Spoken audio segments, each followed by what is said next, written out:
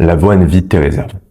Tu as sûrement déjà entendu que l'avoine contient des antinutriments qui vont vider tes réserves de vitamines, de minéraux et à long terme te créer des carences, de la fatigue et des problèmes de santé. Déjà, effectivement, l'avoine contient des antinutriments, notamment les phytates en grande partie. Et pour te donner un peu une idée des quantités de phytates qu'il y a dans l'avoine, pour 100 grammes, on a environ 750 milligrammes de phytates. Oui, il y en a dans l'avoine, mais ce n'est pas excessif par rapport à, par exemple, du son de blé, du soja, des pois chiches secs, du riz complet. Bref, la quantité est importante sans être excessive. Juste dire, voilà, ça contient 7 éléments, c'est mauvais, c'est pas suffisant comme argument. C'est comme si je rajoutais voilà, 1 gramme de sucre dans tes œufs et je dis attention, le sucre c'est mauvais, donc tout ou neuf devient mauvais. Pas du tout.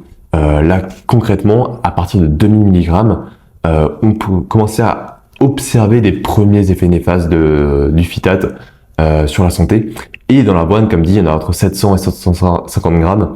Donc, tu peux facilement en consommer 300 grammes par jour sans risque. Les phytates, ça a aussi des propriétés antioxydantes. Ça ne représente aucun danger chez la grande majorité des gens.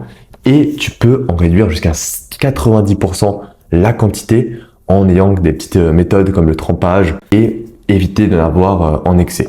Même dans le cas où, certes, tu as des antinutriments qui diminuent légèrement la quantité ou l'absorption de certains minéraux, l'avoine, ça reste hyper intéressant pour ses apports, comme tu peux le voir, en manganèse, en phosphore, en vitamine B1, en cuivre, en magnésium, en zinc, en fer.